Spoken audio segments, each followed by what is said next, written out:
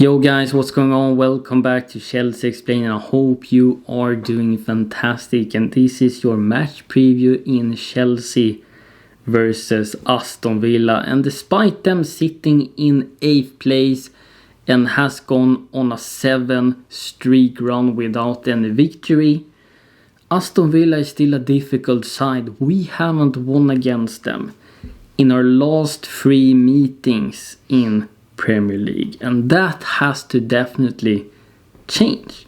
I mean, Aston Villa are in such a bad form in the current moment that they got actually booed off the pitch by the fans in Champions League against Juventus. And in this video I want to talk about that we need to make progress and we need to capitalize on these sort of bigger teams that are in a poor form. We need to take advantage of that and make sure we're getting 3 points, because we could not do that against Arsenal. We could not do that against a much weaker and shattered Manchester United. We lost points against them, and now we are in a sort of familiar situation again where we're facing Aston Villa. They haven't won since 22nd October. That's over a month ago. If we want to make progress, if we want to take steps forward and showing that we are on the right path, and if we want to gain Champions League football, these are the sort of games we have to win, especially at home. We have actually a really poor form in home games, ranking 12th in the league, and that is not good. We need to do better at our home ground. I think the fans also need to sing more, step up more, and be our 12th man to help the players gaining that motivation and extra energy. I will say though that we are actually on the right path, because before Maresca came in, the feeling in the fan base was totally mixed. It was all over the place, and before Maresca took over, especially me, was a bit unsure whether he can do the job, but so far he has done a very good job. It's looking promising for the future, and it feels so nice actually being a Chelsea fan again and watching Chelsea now actually have a strategy on how we're gonna play. We have an identity. We can see what we're trying to build. We can see a clear path for the future, and the players are continuously learning and understanding Maresca's system and the roles in it. It's about to continue building chemistry. It's about continue now improving and developing in the roles and as a team. And we also need to, of course, take further step in the build-up play when we're gonna defend set pieces, in the defensive transition, in our high press, and we also, of course, need to continue stepping up in the final third in terms of how we want to create chances and also being clinical. But it's looking good in the current moment, and personally for me it's so fun watching now. Like, I feel like we can go into almost every single game and get those 3 points. So Maresca done a fantastic job, and it's so relieving. It feels such a relief being a Chelsea fan again, because of all these things. So we are on a really good path in the current moment. The Emery side is of course difficult. We really like to be compact and narrow in a mid block and make it very difficult for the opponent to get past the midfield. And they're trying to really force their opponents in the wider areas. But here's where we can take advantage of our skillful wingers to take on the wide players. They will find a lot of space there. But Aston Villa also likes to have a high defensive line. So to sort of kind of move their block and shape, we need to have movement.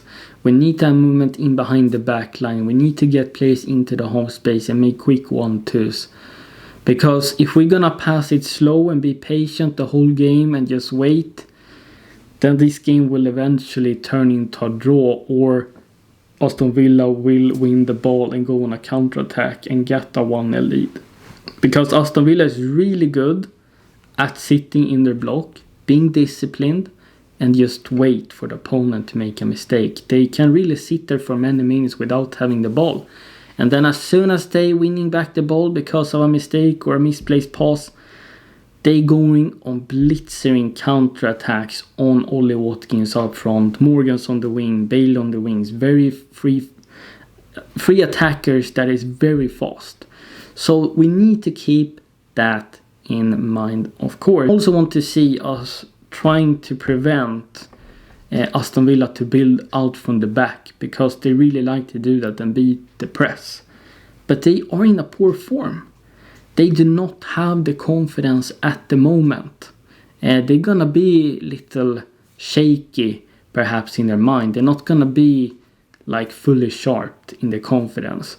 And therefore I want to take advantage of that and be very aggressive on the goalkeepers and centre backs. And we can perhaps force a mistake and hopefully score a goal from that. Maresca also talked about us, whether we are in a title race or not, because he was asked that in the press conference. And he replied honestly and said that, unfortunately, this season we have to be realistic. We are not in a title race. That is between Liverpool, City and Arsenal. And I can accept that and understand that, because our target this season is top 4 in Champions League. And I really firmly believe we can gain that. I think it's going to be between us, Brighton, Liverpool, Arsenal and City to get the top 4. But if one of them win the FA Cup and we come in 5th, we could still gain Champions League football, I think. Or if we winning the FA Cup. I hope you understand what I mean. But next season, however, I want to take steps further. I'm not expecting us to win the title, but I want to be in that conversation next season. I want to really challenge Arsenal, City and Liverpool and really come close. I really have to commend Nicholas Jackson. Has a really good performances this season. He has actually the same conversion rate as Mohamed Salah this season. He's going 25% of his shots. That is a fantastic development and improvement from Jackson in terms of finishing. I still think he can get a lot better, especially when he gets clear-cut opportunities, but we can see an improvement in Jackson.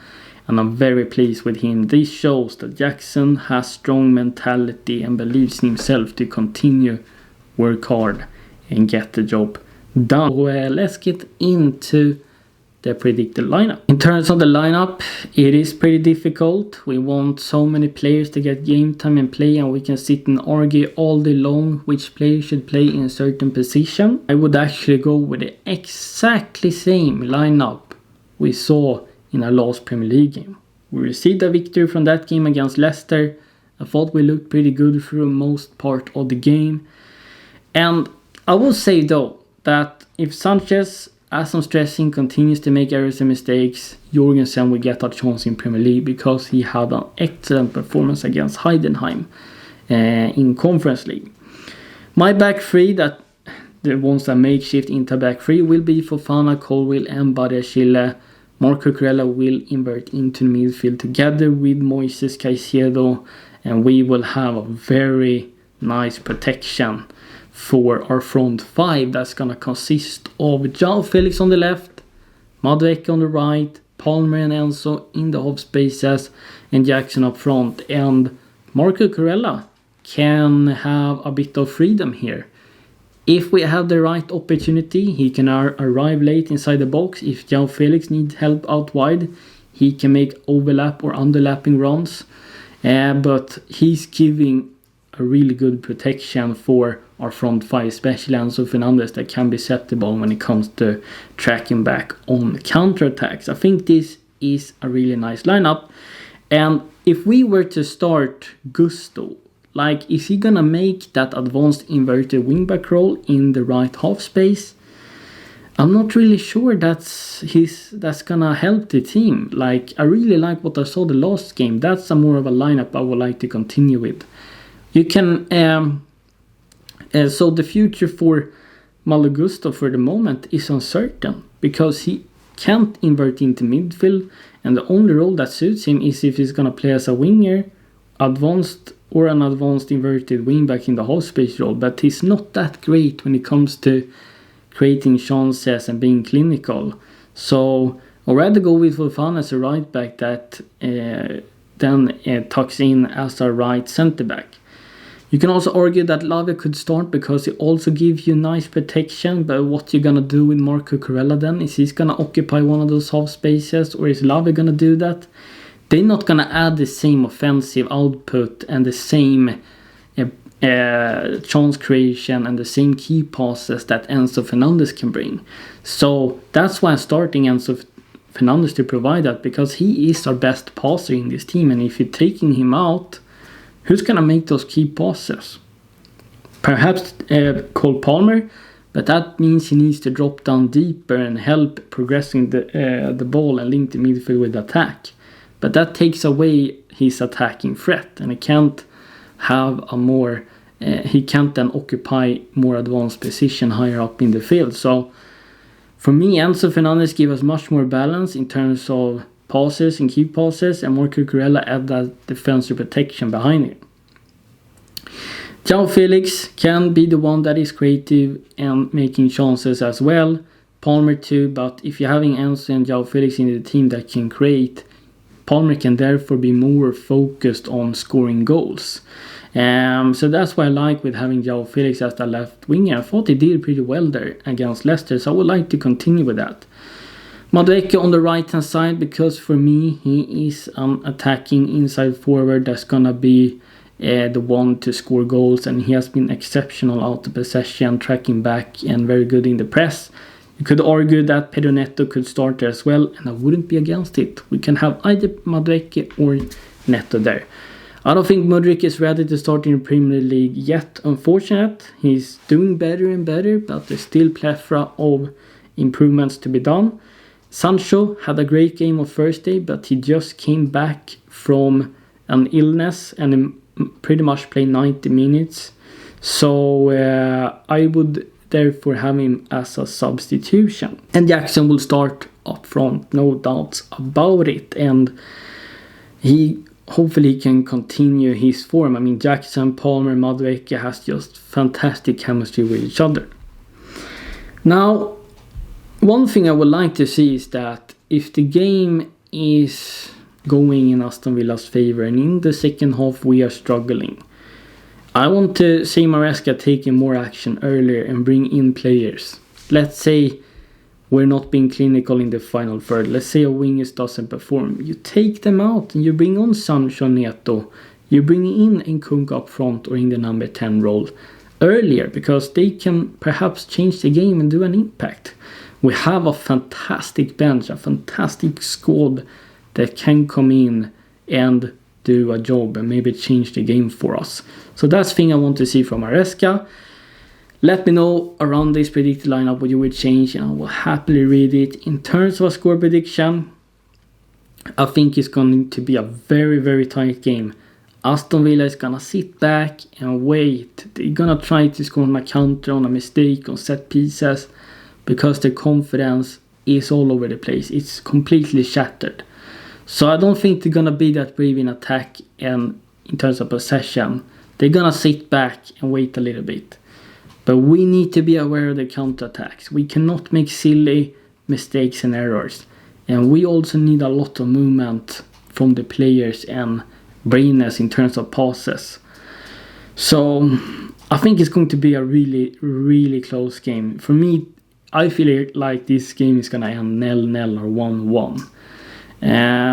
But if we sing this lineup and if we starting really well, I think we can collect 3 points and win 2-0 and keep a clean sheet. That would be fantastic. It's all in our hands now. We have to see progress and beat an out of form Aston Villa at our home ground. So this is all from my video. Thank you so much for watching, and Chelsea Explained is out. Bye.